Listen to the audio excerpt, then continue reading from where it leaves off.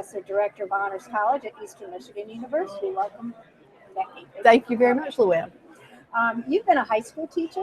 Mm-hmm. You've worked as coordinator for English Language Arts for the Anchorage School District in Alaska. That's true. And you served as coordinator for undergraduate studies for the English department at Eastern Michigan. Can you tell me, A, if you advocated at any of these levels, and if so, how?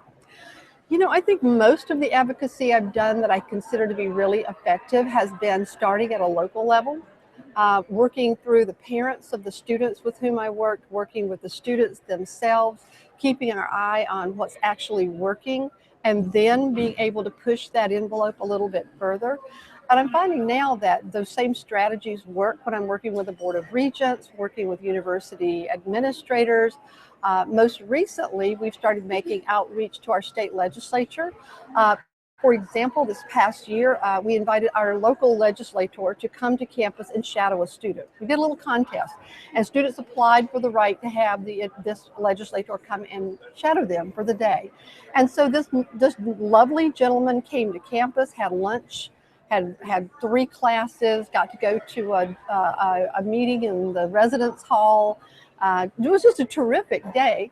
And so he reciprocated by then asking us to allow a student to come and shadow him. So we've been doing this now a couple of times, and what it's done is it's opened up our communication channel with our own local legislator who goes to Lansing and is then able to advocate for things that we are able to talk about. So last year, I got a taste of national advocacy when I was able to go and be a part of Advocacy Day. I'm actually from Alaska. I lived in Alaska for 25 years, and we had a snowstorm and we couldn't get in to see people that we thought we were going to get into. So I just made my way to the Alaskan offices and sat and talked with Lisa Murkowski's aide for a good long period of time. And that's been terrific because I've had several follow-ups with her already. And then, then there's a constant follow back up with the legislators that we didn't get to. So yes, I've had lots of different experiences, and it's been exciting, and it's really interesting and exciting to see things go full circle when they begin to take a real interest in what's happening on the ground where we are. Right. Well, thank you. That's exciting. So, what issues have you addressed in your advocacy? Can you give any particular examples? Oh, sure. What happens to our students, what kind of curriculum they receive, what kind of funding issues. Most recently, I've been very involved in advocating around student aid, looking at what it costs to go to college. Our particular university is a very diverse campus. We have a high percentage of first-generation college students, low socioeconomic students, really high representation, well, I'll say really good representation among historically underrepresented populations. And so I'm very concerned about what happens to academically strong students who come to a university and just don't have the funds. So we've been able to work strongly with our administration to advocate for a student loan package that helps to offset a lot of those costs. With the state level, the advocacy has always been more around what's happening at the Michigan legislature that will affect college students and high school students. Some of that has to do with curriculum. Some of it has to have much more pervasive issues like guns on campus, all kinds of things. But what I found through all of it is the more they know me, the more they know my name, they can come to trust what I'm saying, so that it's not just a one-time thing that I'm there and then I'm gone. And I think that's what I'm striving for, is to try to develop more of a relationship so that the people who are in those decision-making capacities understand that I'm going to tell them what's working, but I'm also going to help them understand things that we don't think are working, even if that's a little bit of a revelation of some of the things that we're concerned about. You mentioned guns on campus. A couple of our policy analysts actually have written reports, both in South Dakota and Texas, about laws impacting guns on campus. How do you think faculty should handle an issue that is this controversial?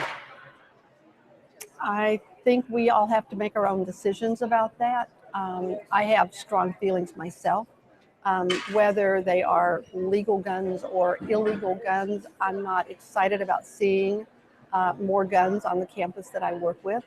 And the reasons, I guess, are many.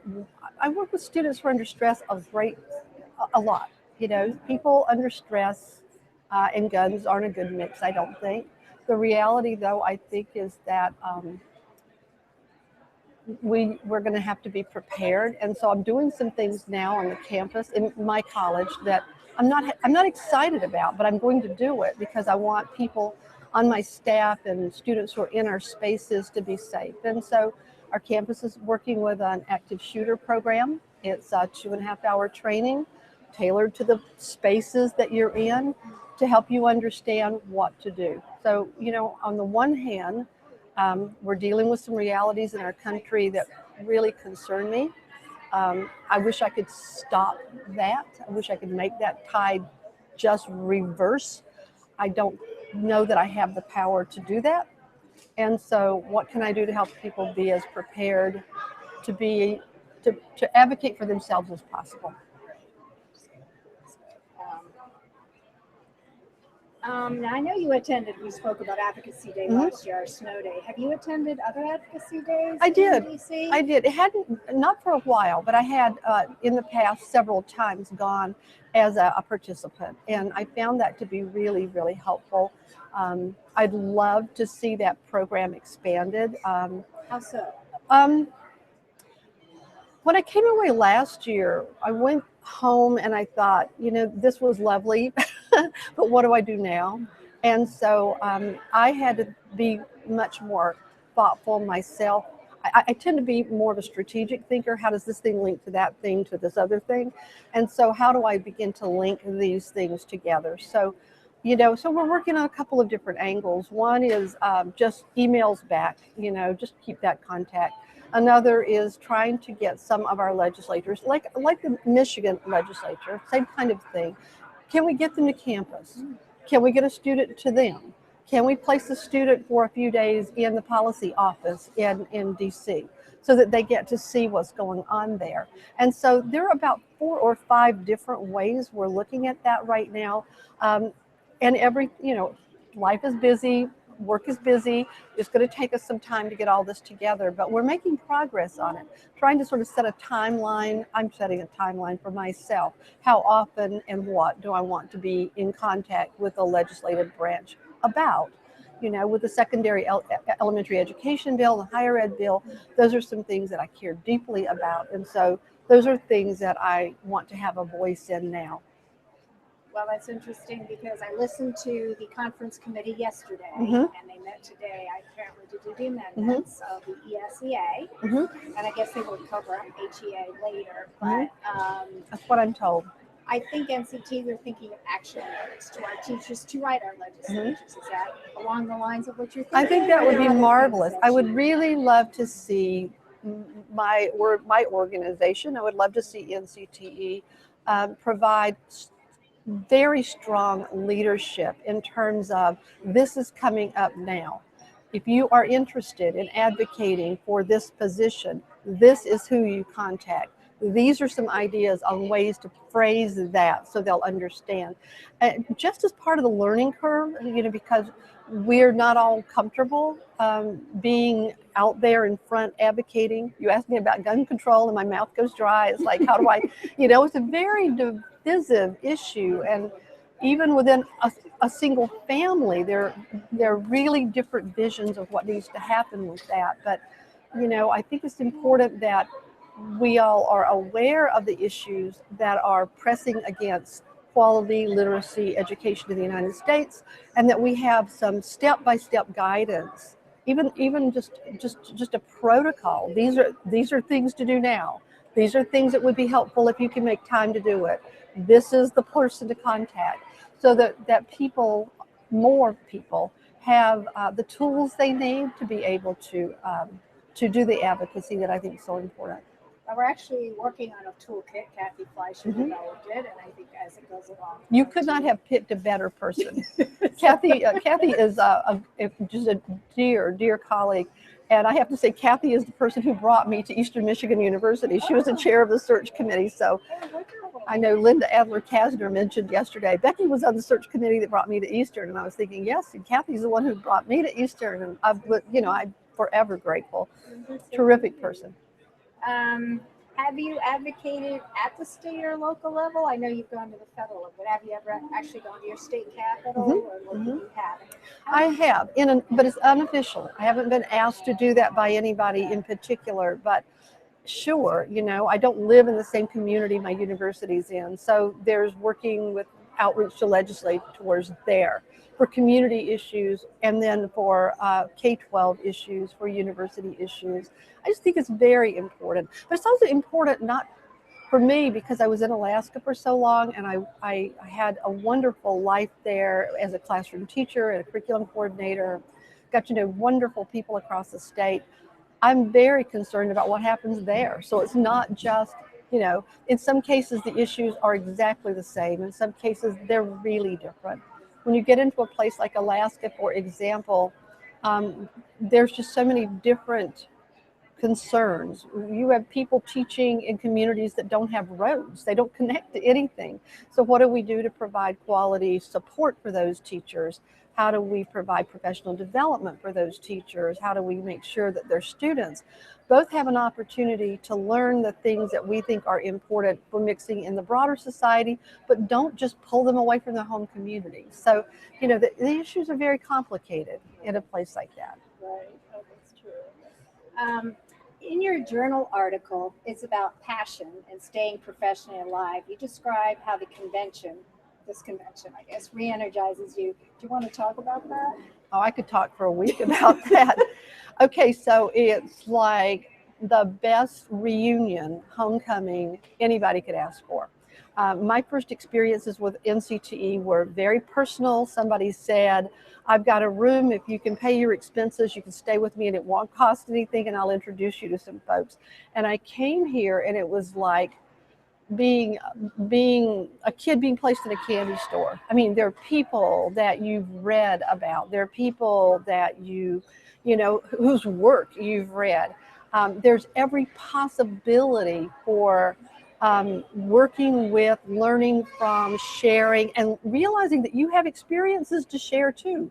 So, I've been coming to NCTE for over 3 decades, maybe a little longer, to CEL for a long time as my home group. And every single time I learn new things. I first came and went to the teachers that I work with and I would take the catalog and we would divvy it up. It's like, okay, at 9 o'clock, I'm going here, you're going there, you're going here, you're going here. And then we're going to meet and we're going to talk about what we found out, And as time has gone on, I find myself gravitating to different things. It has never failed. It doesn't matter what position I'm in, what job I'm in, whether I'm leading something or I'm involved in something or I'm teaching something for the first time. I find answers here and I find friends here. So it's really it's a wonderful experience. I wish we could get everybody to an NCTE at least once. That would be nice. In your journal article, Growing Professionally, Leading the Way, you speak about Louise Rosenblatt as a true education leader, mentor, and risk taker. Tell us about her advocacy and how that influenced you and others. Wow. So back in the day, years and years ago, I was leading writing project institutes, and at some point teachers decided they wanted to have something focused on literature, and then later something focused on inquiry itself. And as part of our literature institute focus, we brought Bob Probst to Alaska, and he worked with us in some summer institutes over 3 or 4 years. And during one of those, he introduced me to Rosenblatt's work. I had always read from afar, this hero worship thing, but he introduced me to her work in a much more personal kind of way. He arranged a phone call with Louise Rosenblatt that the teachers in the institute were able to sit around and hear her voice. That was the very first blush, and I was so amazed at how grounded she sounded, how supportive. I mean, it's like she wasn't up there on a platform. She was able to talk to us in ways that made so much difference. Later, I actually got to meet her multiple times at conventions and had some exchanges with her by mail. She was an amazing person. She's the only 90-year-old I've ever known who was faxing legislators and saying, we need to do this. But I do remember her saying once, you know, I don't see myself as being a leader. I've never started anything. I've never started a group. I've never started an organization. And I said, but you're the soul of the organization. Um, I think what she embodied for me, to get back to your question, is the spirit that it doesn't matter what part of your life you're in.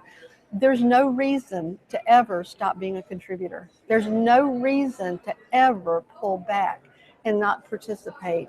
You know that your voice is important, your contribution's important.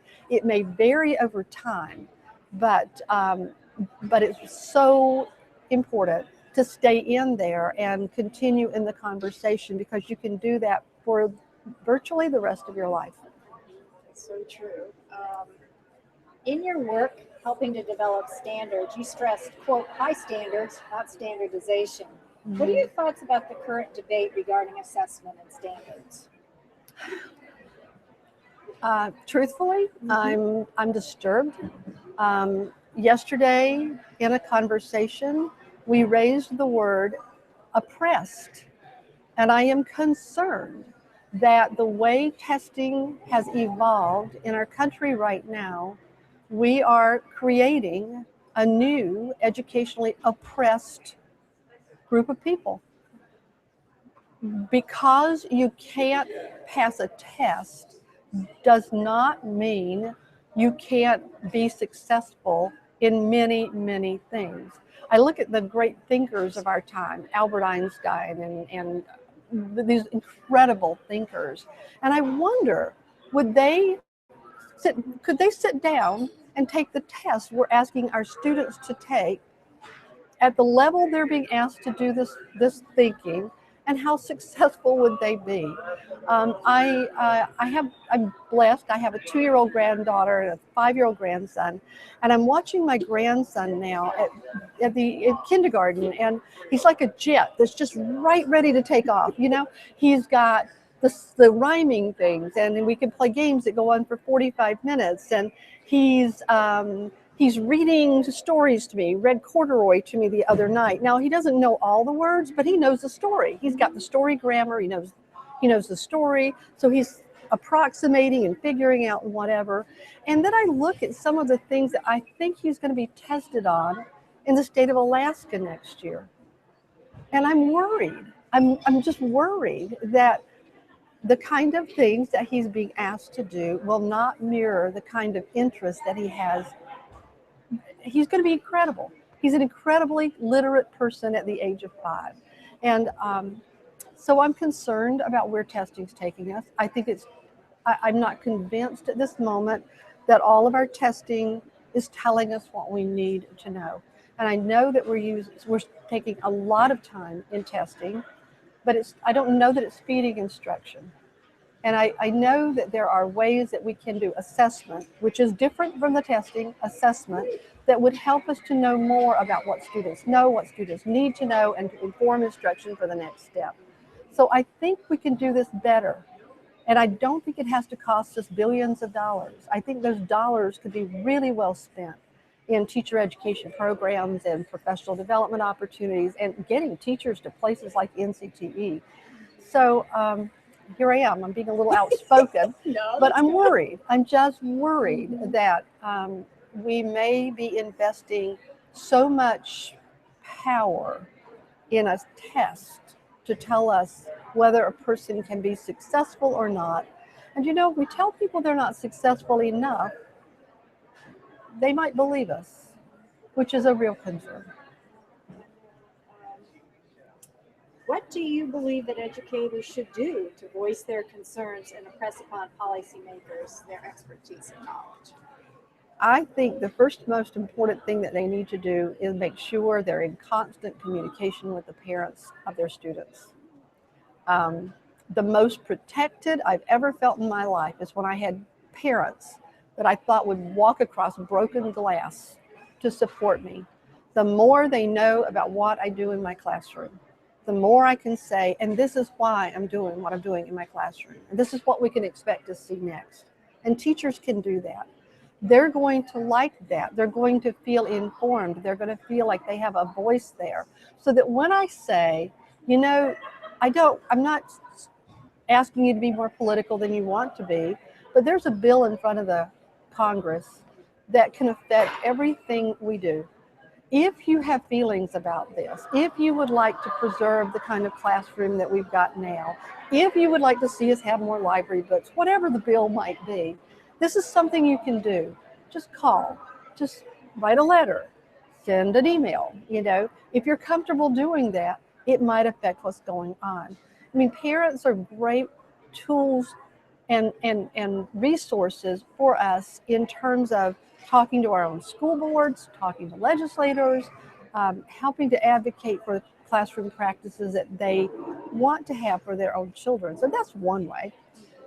Well, there's been a couple bills that some of our policy analysts have written that in some states, legislators have been filing bills, they haven't passed yet, preventing teachers from advocating, whether talking to a legislator, asking a parent to talk to a legislator, so completely blocking them from speaking. How do you feel about that? I feel like that's censorship in the worst kind of way. I mean, we have not blocked anybody else from advocating under the First Amendment, right? I mean, that is as basic a right as we have. And I would be extraordinarily unhappy and upset with anybody who supports that kind of legislation. What issues do you think English educators are facing today? What critical issues do you think they're facing today? Oh, there's so many issues. I think one of the most difficult things we're facing right now is keeping our focus on what really makes a difference in the literacy lives of students. We're tending still to think about literacy, not English educators, but I think the public at large may be thinking of literacy in some very traditional, conventional kinds of ways. If we just look at what is reading and writing,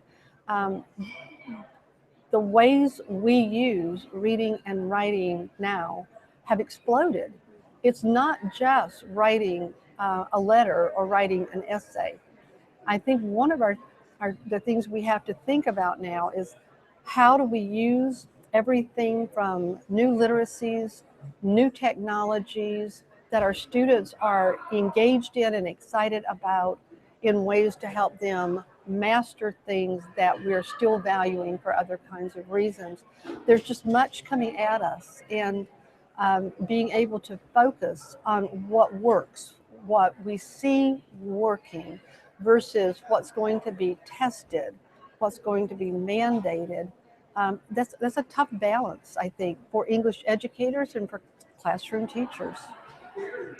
Are there issues that you'd like to see NCTE focus on in particular? Sure, there are lots of issues. I'd like to see us talk about assessment in ways that are balanced. And I think it's not like I don't think we're doing that. I think there's lots of conversations around all the things that I'm concerned about. Somehow we may need to get a broader forum. We may need to get more messaging around these issues. Leadership. As I said, I represent CEL, Conference on English Leadership.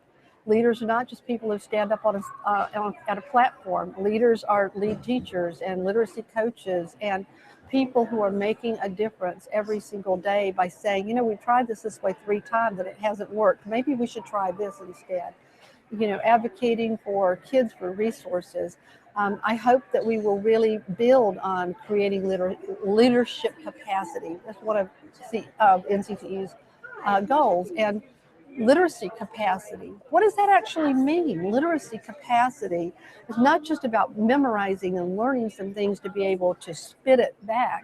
It's about being able to draw on all the resources around us to construct our own ways of doing things, to learn through process. So that sounds like a nebulous answer, but there's just so much that we have to draw on from our own research base Right now, I think one of the critical pieces really might be assessment and helping to talk about what do we need with the data that we're gathering, and what kinds of data would help us to do the things that we think we're doing now.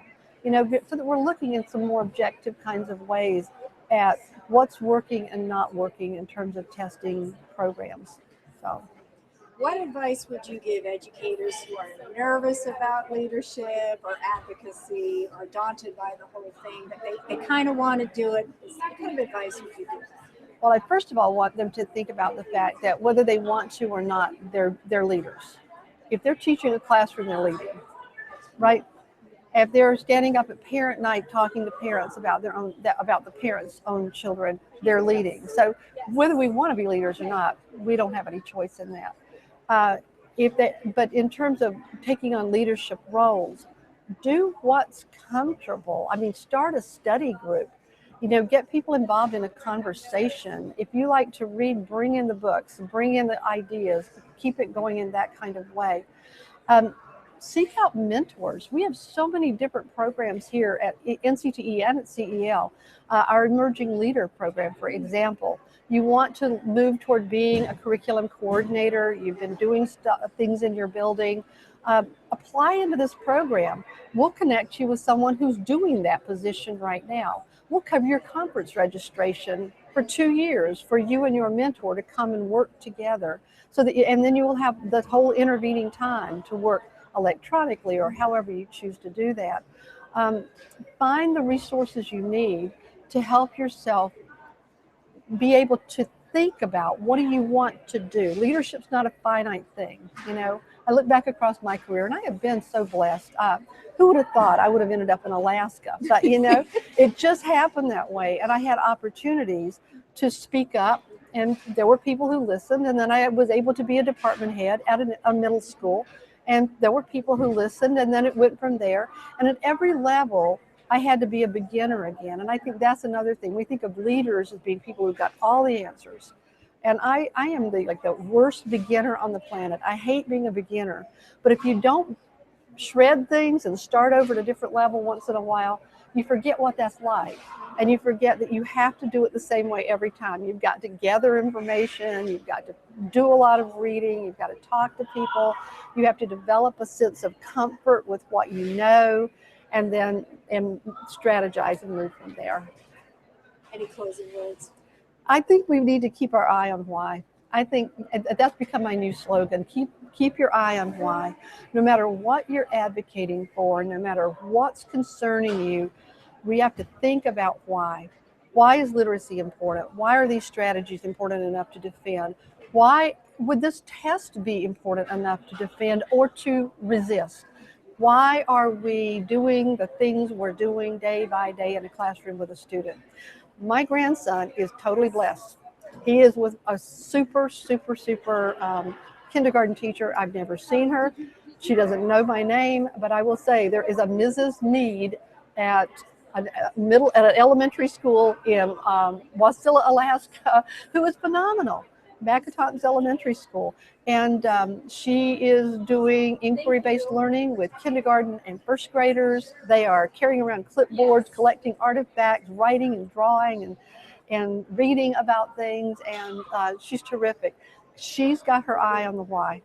And I mean, she's probably going to be giving the same assessments that everybody else is going to give. But so far, all I'm seeing is her focus is on putting literacy for these students forward first, and we'll worry about all the other stuff later. Thank you, Becky. We appreciate you being with us today. Thanks.